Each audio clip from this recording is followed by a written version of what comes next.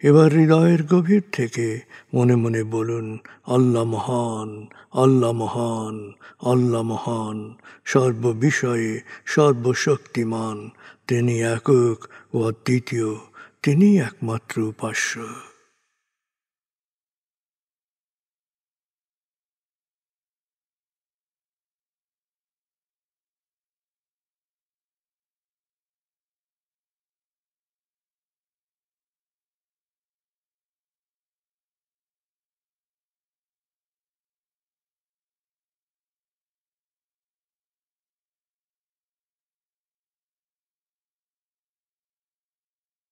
হৃদয়ের গভীর থেকে প্রার্থনা করুন, হে আল্লাহ, তুমি আমাদেরকে বিশ্বাসী, সৎকর্মশীল, সংঘবদ্ধ মানুষ হিসেবে কোয়ান্টাম ফাউন্ডেশনে একাত্ম করেছ। হে আল্লাহ, কোয়ান্টাম ফাউন্ডেশনকে এ যুগের আলোকবর্তিকা হিসেবে, সহস্রাব্দের বাতিঘর হিসেবে কবুল করো। কোয়ান্টাম ঘরে ঘরে, মেডিটেশন ঘরে ঘরে, এ অনুরণন সার্থক করো।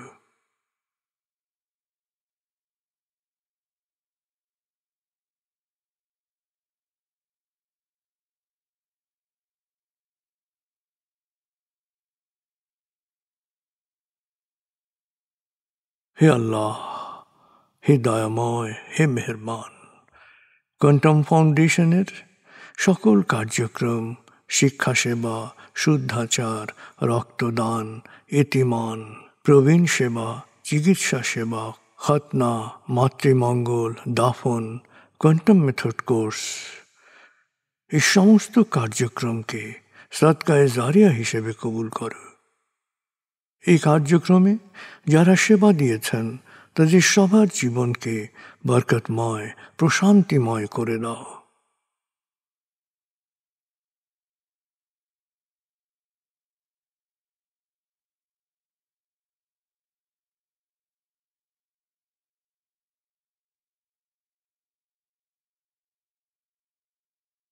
হে আল্লাহ, গত ৩০ বছর ধরে ফাউন্ডেশনের কাজগুলোকে গতিশীল রাখার জন্যে যারা নিয়মিত দান করেছেন, যারা এককালীন দান করেছেন, যারা জাকাত দিয়েছেন, যারা স্থাবর অস্থাবর সম্পত্তি দান করেছেন, তাদের সবার দানকে তুমি সৎ দান হিসেবে কবুল করো, সদকায়ে জারিয়া হিসেবে কবুল করো। তাদের পরিবারে সুখ ও প্রশান্তি দান করো, তাদের ধন সম্পত্তিতে বরকত দান করো।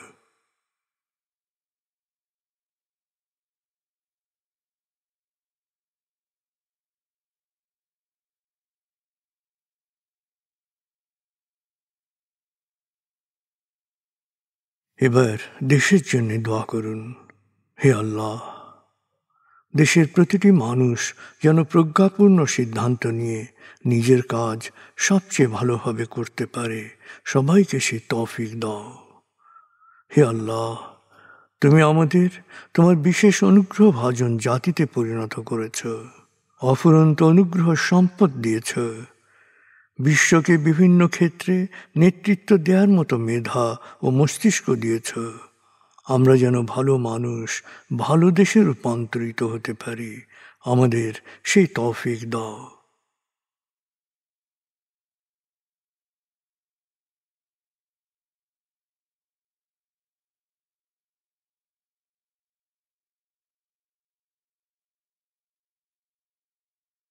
ভালো মানুষ, ভালো দেশ, স্বর্গভূমি বাংলাদেশ।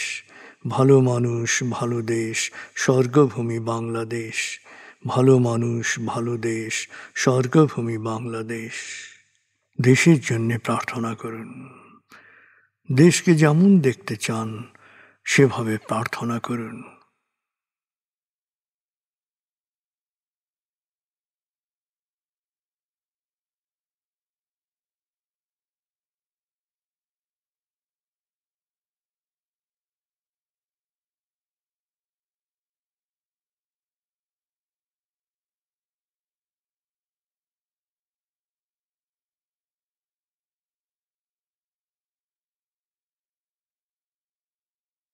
হে আল্লাহ,